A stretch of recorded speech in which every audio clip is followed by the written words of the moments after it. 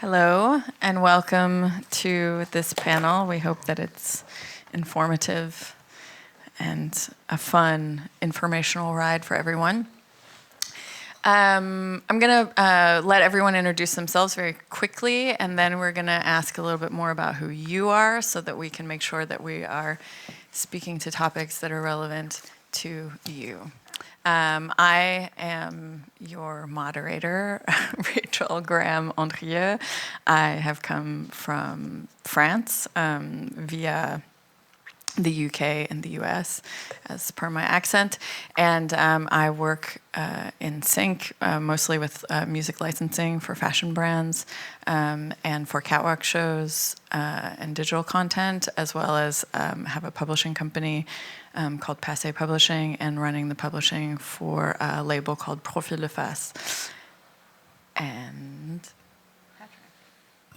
Thank you, Rachel. I'm Patrick. I've come from West Berlin, and I do several things. I've been in publishing and sync for the last 20 years. I'm also quite involved on the music tech side. And I said I've been in sync for 20 years, and not a lot has changed in these 20 years, so I hope we're going to talk a little bit about how we can do that.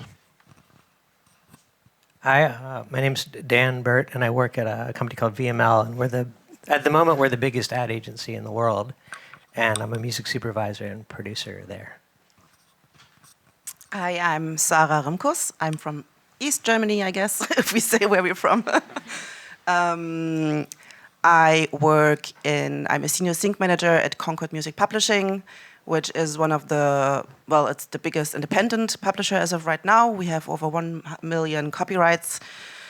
We have catalog and artists from Cyndi Lauper to Daft Punk, Phil Collins, the big ones. We also have smaller ones, because I always get the question. We have local artists, very local, Alice Fibilou from Berlin. We also have we have also a bit of classical work, actually, because we have also Boozy and Hawk Sikorsky, if some of you guys know that. That's like Carl Jenkins and Shostakovich. And another thing we have, which I think is very special for Concord, is we have a theatrical department. So we also produce musicals. And my job in this whole thing is to work with all of this and put it onto moving images, which is the sync part of it. And technically, I think we're going to talk about it later as well, but there is a difference between sync and licensing at some companies. Some put it together. So my part is the creative part, and my colleague is doing the not so creative part, the negotiations and agreements. Yeah. Thanks. I'm Marcus. I'm the CEO and one of the co-founders of a company called Cyanide. And if you ask yourself, wow, here's a panel and there's no AI guy, I'm the AI guy.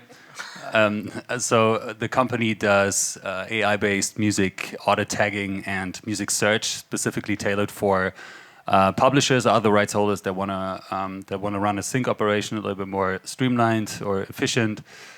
So it looks at all of the audios really independently. So it kind of democratizes the access of every song to being pitched, right? So it doesn't matter if it's an Ed Sheeran or my crappy school band from back in the days. All of the songs always have an opportunity of being found in the engine. It's all about the sound rather than the big name in the background. And that's what we contribute. thank you. Okay, and so we need to know who you are. Do we have music makers, artists? Yes. And do we have supervisors? Okay. Publishers? Okay. Labels? Publishers and labels together? There we go. Okay, super. Anyone else with yeah? Artist management, okay, yeah. Super. Okay, so we got a little bit of everyone. And as Sarah mentioned, so we do want to, there's two parts of sync licensing, and one part is more of the creative focus, and the other part is the kind of nitty gritty of the negotiation, the contracting, et cetera. And we're going to try and steer a little bit more towards the more sexy musical and creative part with this panel. And then we're going to have some questions at the end. But if there are pressing questions or things that need to be clarified, please feel free to raise a hand, shout out, say something. Okay, so just want to start with maybe posing some questions about the sort of challenges that we're facing within Sync, and open up to talk about what are the constraints that impact creative decisions when we are looking to pitch tracks for Sync. Anyone? You're looking at me, so I guess it's my turn. I think so, since my job is a mix of course, knowledge of what we have, but also of the tools we use. It always comes down at the end to the people who actually use or want the music. So I can do my job the best the more information I have. Over the years, I've seen, so normally the client reach out to us with somewhat of a brief. Sometimes it's good, sometimes it's not so great. So I've seen briefings like, I need something modern, that's it. Or I need something that's like Michael Jackson or Dolly Parton or Britney Spears, and I'm like, I don't understand what you want actually. So I guess it's always like I can do my work or my job the best the more information I have without being too detailed, because that also happens quite often. At the end, so because we are not the decision makers for the music. We let the artist decide. So we just combine all the information we have, send it to the copyright owners, and they have to, of course, then decide if they want to do the deal or they don't want to do the deal. So at the end, it always comes down to the creative that we get sent. If it's like a storyboard or even a video, which rarely happens, unfortunately, in GSA at least. I don't know if it's different in the US or in France. Depends who's working on it. Yeah, true. But I think If I'm working on it, then that's all amazing. all But the correct things. But if other people are working on it, it's garbage. But because normally it's like, let's say 4-5 times a year I get sent a visual, which Oh, is wow. very rare. Even sometimes just a brand name helps, because some artists, they don't want to work with a specific brand, or after a while you know what the brand sounds like, you just know what you have to look for. But sometimes you just get, it's a supermarket, and you're like, okay, great, but they're so different. So what do I do now? And the same is with when it comes to buyouts and terms. If it's it's different. I look for stuff based on budget. So if they tell me it's 50K all in, I'm like, great, but what for? 50 could be a lot for Germany, but if you want global, that's not a lot. So it's very tricky. So I can do my work best the more information I have, and using the tools that we work with. And so what kind of tools are essential to support this perfect pitch, and that people are using in the general market right now? I can maybe elaborate on that. So yeah, I mean, this is like part of what Zara was touching on is also part of the problems that we are like engaged in solving. When it comes to like, of course the creative constraints as one in the input, like, who is putting out the brief or who's searching for music, and then also of course in the output, because every human does have their own internal biases about stuff that they know and that they don't know, stuff that they like, that they don't like. Obviously, like if you like a song, it's more likely to be included in a pitch, like, and if you don't like it, it's just like very, very natural subjectivity of everybody. And where a tool or generally like AI, not only our tool but also other tools in the market, particularly good at as like eradicating that bias on the output side by like just inspiring everybody who does search for music with maybe songs that they wouldn't have put in that category, right? Oh, okay, here is a Kraftwerk song that like didn't even know, and like it's perfect for that pitch. Although usually the band wouldn't be associated with that brand or context or whatever. So that's really good. But where's the still a little bit of a blind spot is, of course, on the input side. Like, how can you support people in like writing better briefs, like really carving out, like peeling the onion and carving out, like what do they want, what do they need, and this is of course like a big field of research. Also for us, where we are very, very engaged in, like, understanding more about what they mean when they say, I need a modern song, because there can be 1,001 things. Yeah. I guess part of what my job is at the agency is we get a lot of briefs like that where there's no way, like it's just a waste of people's time if they don't if they don't give some references or anything else. So we try to get as much information as possible, and without that, they're just going to have to listen to a whole bunch of music that they don't like. So usually when we make that clear, it does help. I forgot what the question was now. I'd like Off to topic. I'd like to add something, or maybe make an observation.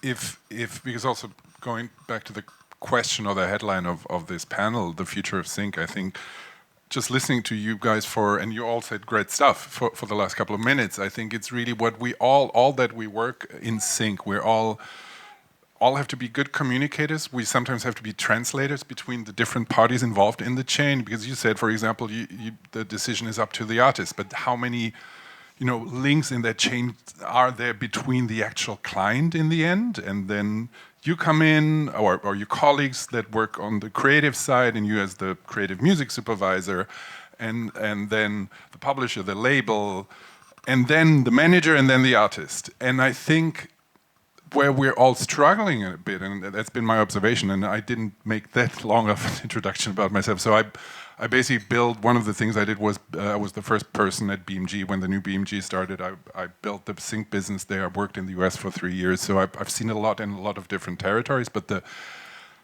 challenges are always the same, is how can we find a way to shortcut things, especially with the volume continuing to increase in terms of on the advertising side, with everything continuing to shift from the big campaigns everybody's dreaming of to a lot of small, quick turnaround digital licenses. And I think this really is the challenge for all of us. So Cyanide, and disclaimer, I work with these guys as well. They have created a shortcut for finding music in your own catalog, if you have a somewhat bigger catalog based on a reference song. And then there's other initiatives out there, and I'm involved with one of them, but I don't want to make too much, of advertising here for that. But I think it's important that we find new ways of optimizing, harmonizing that chain, because if you flip it around, the easiest thing, and at the moment it's not really great in a lot of cases, is someone sitting down in front of a Udio or Suno and just creating their own music and not having to ask anyone in the chain. So we need to come up with new answers.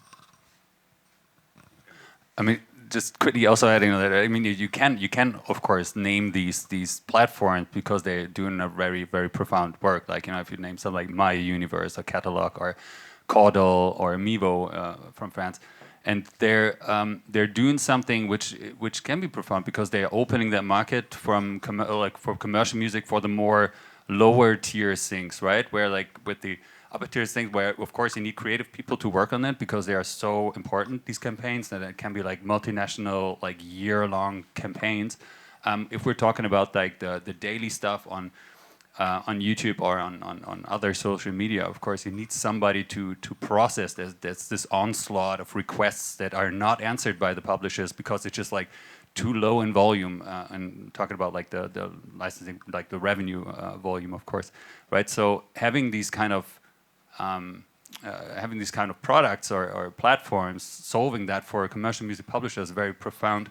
So the clients that would probably pay 1, 2, 3, 4, 5,000 that would like help an artist make a living, they're paying that not into the commercial music realm, but go tending towards library music or of course like Suno, Udio, like Gen AI music. So I think it's important to mention that there's that there's platforms that are doing that. There's definitely a market for platforms that are in that. In the U.S., it's kind of in like the 10K range. Yes. It's too low for major labels, but it's a little bit higher than library music. And a lot of times people can be talked into using stuff that's at the 10K platform. And music companies are kind of there, and there's a few kind of label situations that have all their rights that can give us stuff for that. But I think maybe an opportunity for people that are looking to get into it is there are a lot of platforms that can do it, but nobody really wants to call it platform. It's so much more helpful if I can just send it to the person at the company, and they'll just do it for me. So if you're looking to get into that, everyone do that right now. I mean, I think so. Information is capital. You know, we all need information on the incoming in order to respond to briefs and to be, you know, working properly for the client or for the project or whatever is coming to us, and also the information on our back-end system as a publisher or as a music maker or rights holder, to have information about your music and you know, whether you're using auto tagging or you're tagging it yourself, or all of these things are all very useful in order to find the music. And yeah, so then as you said, like the sort of navigation of all of this information is heading towards people wanting maybe to having higher budgets and wanting even more for their money and wanting to cut corners and maybe just use something that can be automated instead of going to a music supervisor who is going to have a more creative slant and a more human touch to the project. And so how can we try to ensure that this human aspect stays into the conversation and sort of is there's a pilot to all of this? I don't know if anybody's got any comments on how we keep it human. The AI guy answering the Yes, human please. question. No, but like really, like it really depends on the project, right? Like sometimes you need to be really, really creative to make a difference, and like that's the thing for, you know, where AI of course is very good. Is like it's scaling easy decisions, right? Stuff like scaling the obvious kind of, right? But like when the international campaign and you want to have some sort of like long-term effect or like some sort of recall, you have to kind of go against the mainstream or maybe try to define a new mainstream. And this is like things where at the current state AI is not great at, right? So in the really like highly creative sector, I don't think that, at least for the time being, of course, like, you know, predictions in AI are like smoke and mirrors, but for the time being, this is not where the AI, like this is also not where we intend to go. Like what we do for this part is actually if the agency has found the perfect song and they're like convinced it's the perfect song, we can give them data to back up that their decision is better than, I don't know, the CEO of the brand rocking up and like, you know, having this like favorite song and they want to plug that one. Then they can also run it in the like through the engine and they get the data and then you can compare it. So you can kind of get this. I'm not saying that you know that it should be the base of your creative decision, but at least you can build up some narrative based on these quantifiable data that maybe the agency's onto something with that better song than CEO's favorite. I agree, and I think when you're looking at I don't think it's really a question of sort of removing the human element. It's rather about how can we support that better. And going back to what I thought of when I said the things I said earlier is really those cases, and I've been on both sides. You know, I've also done music supervision jobs. Those cases, which I'm sure we all know, where you have 200 emails going back and forth for a small campaign, that just doesn't make sense, and that's not the human element we need. I think it's more about the creative decision, the creative, I think licensing can be creative. If it's a really challenging license, you have to be creative in how you structure a license. that's the human element that makes sense. I think the answering the basic questions at the beginning of the process, especially, like, okay, do we actually know who owns the rights to this song that I'm interested in? As Marcus said, is there any proof that it's a creative fit, or is there like a backing up of that? I think this is something where we can use AI. I don't think AI will ever replace it. And I want to say one thing, because I'm the senior in this round, I guess. I've seen so many companies that approached us during my time at BMG, especially like mostly tech people that didn't have a clue of how all this worked, but came up to us saying, "You don't know how this works. It's all way too complicated." But yes, it is complicated. So we need to address the part that is complicated based on the knowledge and with a bit of cleverness. In the U.S., there's also barriers to using AI music in things. We're actually not allowed to use it because if something's composed at the moment, if something's composed completely AI, no one owns the copyright. So if you use that music in an ad, you can get in a lot of trouble, anyone can make a claim against the company that uses it. But I will say another thing about the AI stuff is I'm pretty confident no one I work with wants to use AI music in anything. If there's a person behind it, it really helps, even if it sucks. They'd rather use that than AI. Yeah, I was going to ask, has anybody ever worked on a project where you have placed AI music in sync? I've had people use it as a tool, meaning that they created maybe something, a mood, to find what the client is actually looking for, instead of like going through, I don't know how many million songs are on Spotify, but like trying to understand what the client wants and maybe creating a very quick AI song as a mood song. But then, of course, they didn't choose it because, I mean, I don't know if you've heard what it sounds like, especially the singing is not the best. I talked to some people who, especially composers, who were like trying it out, and they were like, it took me like 3 days just with the prompts. So they were like, I can do it much faster just composing it. Yeah. So I think people are trying it out and they use it like maybe as a tool or getting some tiny things in it, but the final decision never. And I think just like as an add-on to the question you had before, I think the human part starts at the beginning of the project. I mean, if the person, whoever comes up with the idea or the brand, if they decide they want AI, then they want AI, and that's totally fine. It's their decision. If it's part of the creative idea or fits to the video, great. I still do believe that a lot of, especially nowadays, the past and nowadays, people want to use music because there is an emotional connection to it. Because, I don't know, maybe when they were children, they had the song, like the mom listened to it the whole day. I don't know. You know, it's the emotional connection they want to feel with it. Yeah. And AI cannot replace it as of right now. I don't know maybe there will be AI artists in the future and there will be another emotional connection to that. But right now, people place music based on, like, I don't know how many, like when I get a lot of searches, it's a lot of, I want songs from the 70s or 80s. So there's a lot of emotional connection to it because they want to have it with their brands. Yeah, I think it's because the people that are working on it, that's what they listen to as children, and now they want to force everyone else to listen to it and put it in. It's great music, though. I mean, sure. Those are good. Also the 90s. Also 90s are back. Yeah. We use AI a lot for stems. I use it like every day. Stems, like if you want a song and you want the instrumental version of it, I don't have to call Sony. If you just want to hear what it sounds like without the vocals. As a converter. As a maquette, like as a demo version, but not, or you can actually use that as the final version. I mean, they don't really want you to do that, but if they can't, if you do license the song and they can't find the stems, they do then let you use that. It's a pretty. Sometimes it kind of phases the song a little bit, depending on when it was recorded, but it's pretty good. My get around for that is I have found karaoke databases. Oh yeah, I used to use that, but the AI thing is a lot better than the karaoke one. Okay, good to know.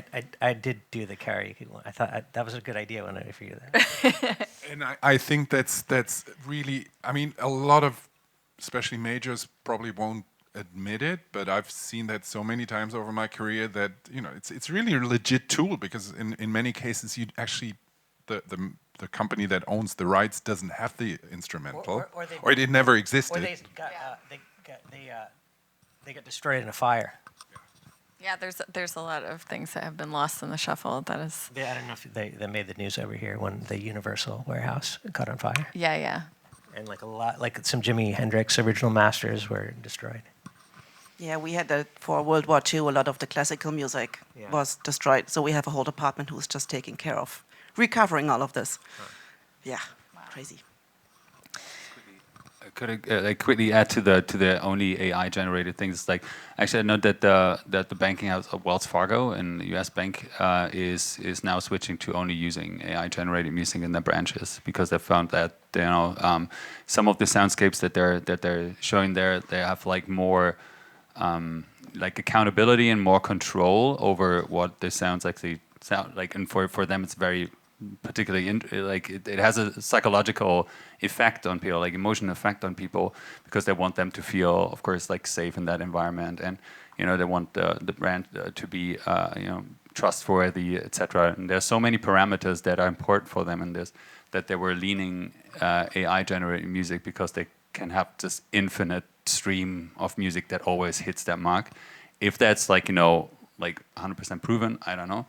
But at least those are some of the factors that draw people, like brands in to considering AI music. There's a whole market for that stuff, actually, for in-store music. I forget what the companies are, but like mood music or like mood music and music. That was the name I was trying to think of. And, yeah, but that's interesting. I didn't at this Wells Fargo example. I wonder what the cost implication is versus if they did use a proper music company that does playlisting for this kind of client. I mean, I guess you have to spend the time to train the AI or have someone to do that. But then essentially, I think it's cheaper to potentially use the AI than real music. Would you say that's accurate? I would say yes, not knowing anything. Okay. Pretty sure. No, you're right. Like it's always the first copy cost, of course, right? Building the system is extremely expensive then, but then for scalability is given, and it's still the same price for you whether you run it in one branch or like 5,000 branches. Especially in the U.S. that do not pay public performance royalties. Oh yeah, well, I wonder what they do about that. Because there's like people that work for like BMI and ASCAP that used to go to bars and they get busted for not paying BMI and ASCAP. Well, in Europe, we pay public performance royalties like it's a religion, and in the U.S., it's not payable. So, like, you go to JFK and you hear your track, and you're like, "Oh my God, I got played in JFK." You get nothing for that. There's no reporting system. I think the MLC has come in and they're trying to ramp this up and they're trying to make it happen, but the scope of the project is super large. I thought they were supposed to do that. It's supposed to do they're that. trying to get it on, but essentially Under our new administration, I think they're going to figure it out. yeah, but no, for the little history lesson, the reason why that happened like that in the U.S. is because they said that the film, in the 1920s, they said that the film and cinema market would never take off in the U.S. if they had to pay performance royalties. And so the government said, okay, well, we'll give you a break on performance royalties at the beginning of this cinema adventure, and then we'll see what happens. And here we are, and it's still not happened. So there you go.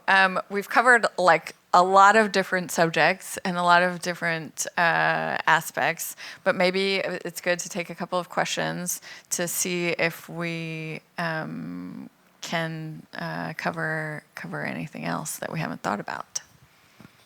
Anyone? Yes. Thank you.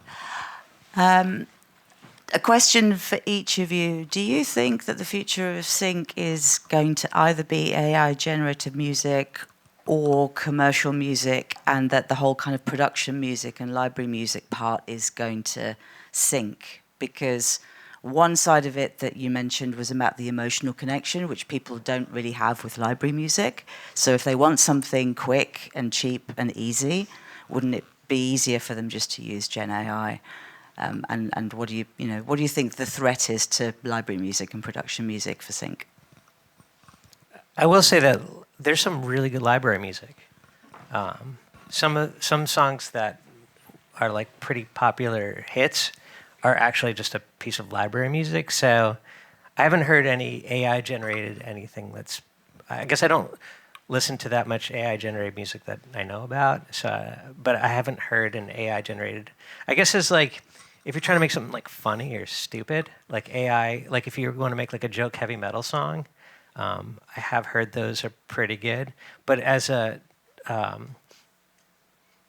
production music is still better right now. So I started my career actually in production music. So I think the catalogs are existing. So I think as long as they exist, people will use it. I think what might die down is the production of those tracks. So I think production music will. As I think it has already happened twice this year with Warner and BMG, who like put sync and production together. So I think that's what we're going to see all over. And then maybe if they want to keep up the archive, which they already have, they can just add on with AI music. So I think there will be doesn't make sense to get rid of the stuff that already exists. But maybe as an add-on, like now we have the catalog still growing, but maybe with AI music. I think the tendency you described will be there, but I think it's not going to be black and white. I think it's already blending, because if you look at production music companies, especially in the last, 10, 20 years, a lot of their focus also for differentiation has been on tech. So I think it's only natural that they're already starting to integrate creating music via AI. I agree that some of the stuff will still stick around. There are companies like APM in the US. They have a department or a person that actually focuses on their music being sampled. So you're going to have a mix of things. But I think in general, for some applications, we just talked about like in-store music where people don't want to. Things where people don't really care at all about the music, you're going to see more AI than production music. But at the same time, let me just repeat that. I think also commercial music needs to get better at offering better solutions on how this all works, how quickly it can work. And I think this is the biggest challenge for the future of sync. Right. Also, everything's to go with everything that was said before. Just adding that now, library music, if you think about it today, if you look at Epidemic Sound or Artlist or something, it's $200 a year. Like how much more dead cheap can it get, right? And if you have an AI company like Suno, I think Andreessen Horowitz invested in around 125 million, right? They're not in it to disrupt the library music business, a $2 billion business. They're in it for capturing the consumer market, right? So I don't think for the time being, also YouTube, I think 25 million or whatever they raised, ridiculous. And they're not in it to disrupt the $2 billion business. There will be smaller competitors, of course, that will target that space, but for the time being, I don't think that any big capital will be deployed to building something that is predominantly for the B2B industry or sync industry. What we will, though, what we already seen, and of course, we're working with a lot of libraries as well, and some of the biggest libraries worldwide, and people that can deploy a lot of resources to exploring what's going on in the future. Patrick, you touched on that quickly, and what we see already that they are using the works that they've already produced and then augment them just by having quicker and easier ways. Stem separation is one way to really customize a piece really quickly, or a company called Darcy from the UK who are cutting the piece into all of their sections, so you can rearrange them really quickly, and you can say I need this song, but it needs to be 12 seconds long. Or a company called Tuny, who already it's a generative company who are taking existing works, existing concept, existing melodies, and just make it really scalable to put them into different genres, different styles, etc. So what I expect, and again, predictions are probably we're walking out of this room and it's already debunked, but they will. We'll see. It's they're keeping on human producers for. Keeping up with trends, like also developing new trends, developing new genres, developing that cultural reference, or like, you know, like preserving that cultural reference, that cultural capital that music still has in our society, and then use AI just for the scalability and making it cheaper to apply for the lower tier things. Yeah. Speak like this maybe. Ich habe eine kleine ketzerische Frage. So sometimes I have the feeling right now that when it comes to real sync processes, the human effect is still like by far the most important, and it's actually harder for the machine or the AI to get in it. So it's the other way around. It's not like do we expect the machines to win, but how can we actually get the machine into the process, because it's such a people business, and there are a few of the like licensing platforms now evolving. Starting off, me as a music supervisor, I have the feeling I don't use it yet somehow, because it's still such a people's business. I don't know how your take is on that, on those real like sync platforms, licensing platforms, and their maybe individual takes. If only there was someone that was creating a company to do that. Well, before we plug that, no, I do. I think that like I also in the supervision capacity have started to use other things, but I think that the slippery slope is music supervision. To me, my perspective is that it's a very gated community, and if we want to have enough people power to deal with all of these smaller requests and things that are very labor intensive for not a lot of money, then to actually form and to transmit that information and how the business works, and to have the interns and the junior positions and stuff is very costly. And so my fear is that these kind of tools will be homogenizing choice, because people need to work faster, because the community is not growing as fast as it needs to in order to absorb all of these requests and this kind of thing. So my perspective is like, I don't want to use the tools too much, and I want to keep the human aspect, because I want to keep it as creative as possible. We've all heard the kind of these examples of people pitching tracks completely off brief, that make the ad that it became, you know. And if you're completely relying on AI tools, that's never going to happen anymore.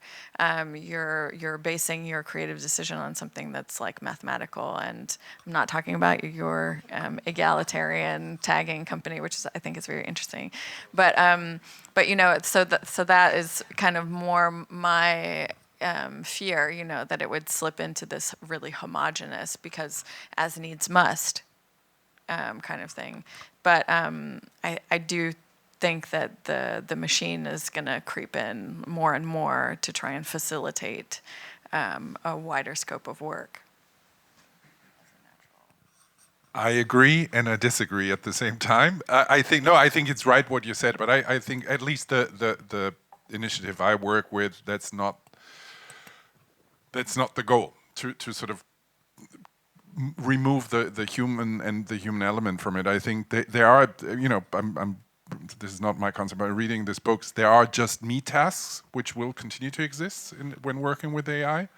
I think that what we need to get rid of, as I said also in the beginning, is those situations where people look into an existing commercial song that they don't get a response in the time they need, and it might be like 6 weeks and they don't hear back, and then resort to going for like really cheap options or stock music, which is also cheaper. And I think there's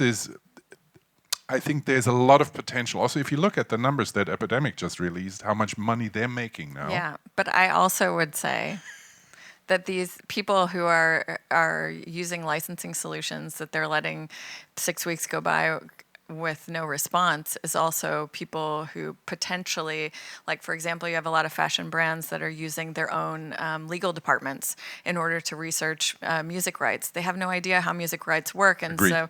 so they should actually be employing a licensing company to deal with that. So there's a lot of this kind of attitude that needs to change as well. And yeah, potentially they're putting themselves in a situation because they don't have an expert working on it, that they then have to resort to something that is like an Epidemic Sound one stop, $100,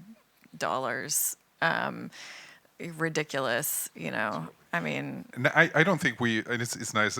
Sorry, let me just say one thing. I just had to think of an example also, which actually was for a fashion show, where we licensed a song, and I think it's those cases where, and I completely agree, that's a big challenge, because you often, in the world of sync licensing, you have people getting involved that don't fully understand the business and the details. We had a case where we licensed a song, and we asked the client twice to provide. It was because obviously they wanted to put it on YouTube. We asked them for the URLs, which they didn't provide in time. Thing went online. It got taken down immediately. I think it's these things. I hope you agree that there must be better solutions than relying on, again, this was a problem of emails not being read properly. There are solutions now that you can avoid those details in those situations. when you have an intuitive music supervisor or a licensing person and you don't get the URL for the YouTube channel, you just whitelist the whole channel. You don't wait for the URL specifically. So when you have someone thinking outside of the box and that can just like find the solutions versus just waiting for them to fill in a formulaire, I can't even speak English, a form of information, that also, you know, is vital. I just want to know where you have 6 weeks for a commercial. Yeah, exactly. But Let's this be honest. Normally it's like 3, 4, 5 yeah, days. but this is the other thing to just you know, sync is advertising. It's also film. It's also, you know, digital content. There's so many different types of content. So I think we're talking a lot about things that are around ads, and we haven't really touched so much on like how it affects the film industry or And I things think like a lot of the topics, especially regarding your question, is as a publisher or label, you always are kind of the booman, because you like get the answer so late. But I'm like, well, if you would have just asked earlier, because you know you've been filming this thing, there was a campaign idea that started maybe 6 months ago, because I get quite often the requests like 3 days before, where I have to find a song, then I have to send it to them. They have to like it. Maybe they don't like it, so I have to do the search again, which takes time. And then we're talking about people, copyrights they maybe live in the US, so you have the time difference you have to work with. And then I think also, for when it comes to licensing tools, I'm not in licensing, so I don't know much about it. But I think, as I said earlier, we as a publisher or a label, we do not make 100% of the decisions. We always send it to the artists. So even if you have a licensing tool who actually gives you some kind of an amount of what it could cost, the artist still has to make the decision that they want to do this project. For whatever reason, there might be, oh, I don't want to work with this brand because I work sustainable only with sustainable brands. And I don't think, and this could change every day.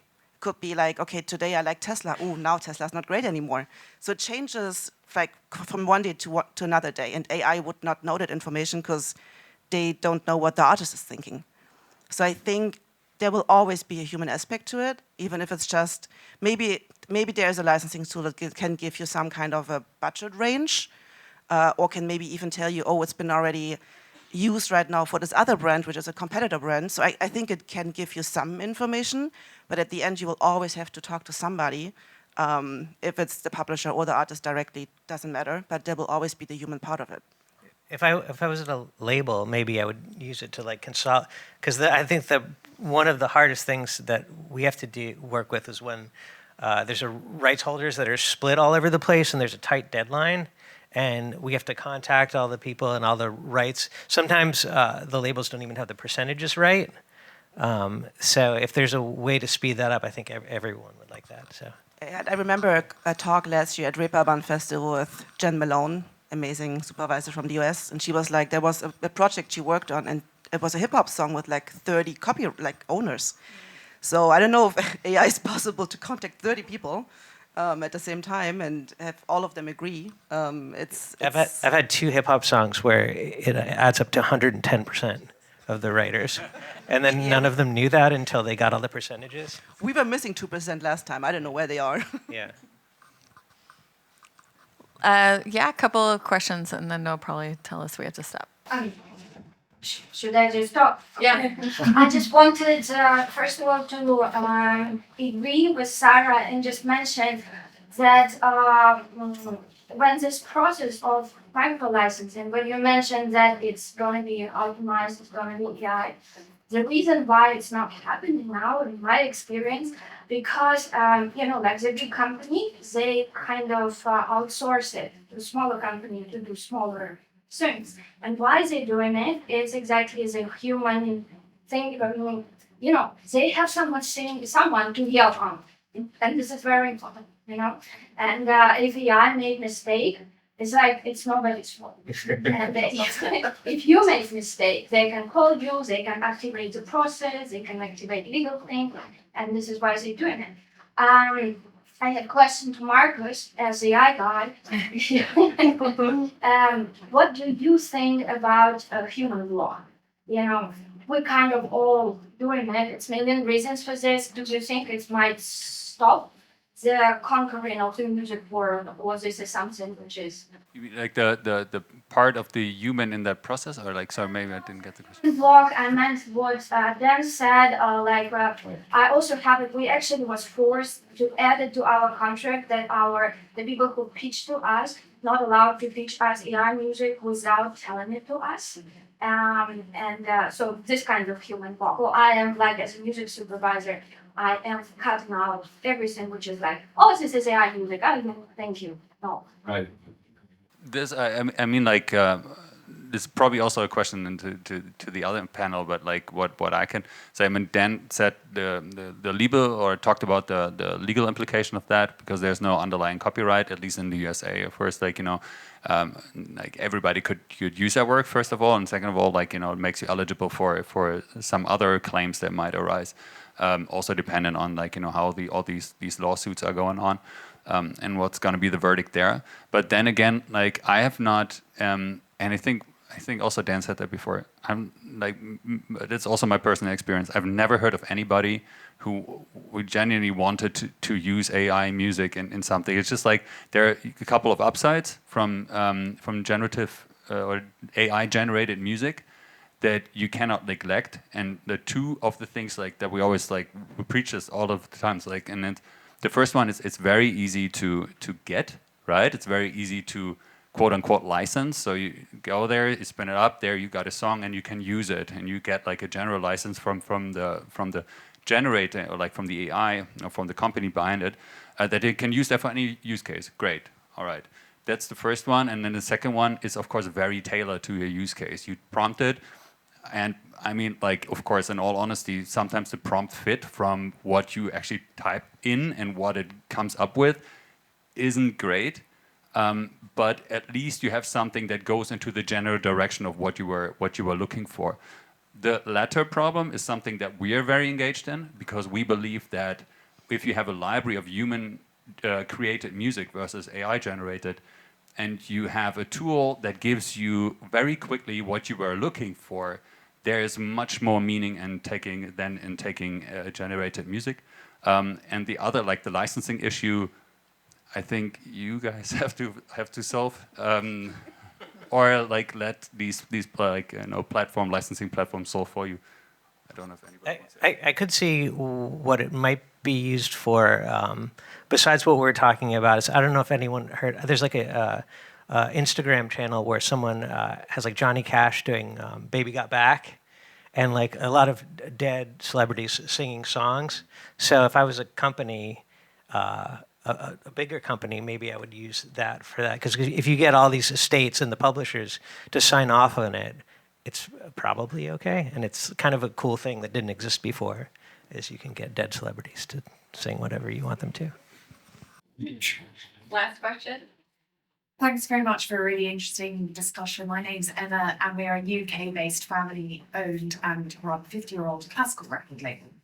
I'm really interested about music discovery. We're now a publisher as well. We have all our rights tied up. We've loaded our catalogue into Chordal, Disco, Sphere Tracks to try and accelerate and make more efficient this end-to-end licensing. And yet, the most of our business is done over email, text, WhatsApp, and I get sent YouTube links and Spotify links for reference tracks. I'd be really curious to hear whether you use any of these tools, whether you think they're going to be used a little bit more. I know we're talking about efficiencies and the like.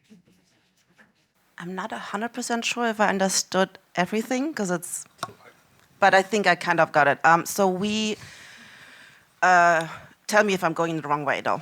So at Concord we use mainly Disco and AIMS so when I do my research, first I do is, of course, over the time you get to know all of the stuff, not everything, that's too much, but you know some of the songs, you know the artists, so it's easier to look for that, or you have something that pops right in your mind. But I use, on a daily basis, I use Disco and AIMS and I put like a YouTube link in it to get like references. As of right now, it's a great tool for me to discover songs in a big catalog I haven't heard yet. Do they fit? Rarely. But I still, like when I come across a song that I haven't heard before, I put it in a different playlist. So it still helps me to discover what else is out there. And at the end, it always comes down to how great the tagging is. The tagging and the metadata. So we also, with Disco, we use the auto tagging, which is also not 100% great. So we do additional human tagging. But it's... Well, we talk later. But at the end, I think it's a mix between the knowledge you have of the catalog and the people you work with, and a mix of the tools you use. Of course, those tools will grow, they will adapt, it will get better. But yeah, I don't know if that's going in the direction you are mentioning. I'd like to also just comment on that, because obviously you're coming at it from the perspective of a rights owner. I think those tools, and actually I don't know Sphere Sounds, I need to look into that, but they are for different purposes, really. Disco really, and I, again, disclaimer, I consulted for Disco for some time. Basically, that's a tool that was built by music supervisors for music supervisors, and I think it's fantastic when you have to sort of manage a lot of assets between the parties involved in a sync. I think it's, as you've alluded to, I think it's now doing things it's not really great at always, but it's I wouldn't expect. It's not that you can expect you upload stuff into your own Disco and then sync happens. It's really just a means to, when you're sending out music, to make it easier for everyone, which is an important part of the process, which I'm sure you agree. If you get music in a really, really badly presented way, it's not going to make it more likely for you to use it, because you might not have the time to, really look, or you forget about where it came from or whatever. I mean, I don't want to go there. And I think Chordal is rather one of those sort of platforms. It's still early days. I like it. That's all I wanted to say. Yeah. I mean, I think that the platforms are, you can open up on the back end of Disco for their libraries option in order to try and catch clients. In France, we have Miwo also, which is used by Prodigious and some other big agencies and some of these other platforms I don't know of, but I think that the main key aspect is just what your partners are using and how you're and who you're meeting in order to get them the music. I think you still have to get the pitches somehow, and that's kind of the main point. And I mean, Miwo has an aspect of where you can get all of your pitches and you can pitch in the platform, but I really don't think. I mean, maybe. Who knows, all these projections. But I really don't think there's going to be a majority global used platform that is ever existing that everyone's going to get on board with and say, yeah, we're all on whatever. So unfortunately or fortunately, that's never going to be the case. I think an important part too, and since we haven't talked about AI for like a second, let's bring it back to AI again. It's just if part of your question is about like how can I get my music out there besides the platforms, I find that the music that meeting people is a lot more effective at just getting your music out there. Because when I've met a composer, not that the music's any different, but music supervisors get so much music. It is a little bit easier to remember stuff if you've met the composer or you've met the label and they're not weird or like you know. There's vibes. Yeah. You need vibes. So meeting people is really helpful besides these platforms that everyone has access to. I actually think you're doing everything right. Like I think like getting as many of these platforms a chance and like giving it a shot is a really, really smart way of like preparing for the future. Where like all the answers before like are 100% accurate, and for the time being for today. I think like accounting for some sort of like new business and a new way how business will be made in maybe 3 years or 5 years from now, like, and getting there early on and like making your experiences with it, being sort of like an early mover is always a good idea. And definitely in today's day and age, leaning tech is always also a very good idea, because on the buyer's side, like people do as much as like, again, for these important campaigns, like it's a people's business. Again, for like the more growing lower tier of sync, people want to have automation, and I think platforms like Chordal or like Maya Universe or Catalog, they're making really great progress and like accounting for this or facilitating this kind of automation. If you're there on your own, and if you're especially like in classical music, which today, of course, it hurts to say, but it is a niche. Then I think it's a great way to do it. Yeah, there's a company called So Stereo too in the US. Oh, yeah, right. That has a similar kind of price tier that are pretty good. Yeah, and also other like typically library music facing companies like Soundstripe or MusicBed, or also to an extent Epidemic Sound. A couple others. There are also now acquiring more and more, or like making more and more partnerships with also commercial music labels and publishers to just facilitate this like open this channel to the more lower tier syncs. So yeah, I think it's a great way. Thank you so much for joining us, and we'll be around. We have, you can stalk us on LinkedIn and send a message or whatever if you have something that we need to respond to. And thank you.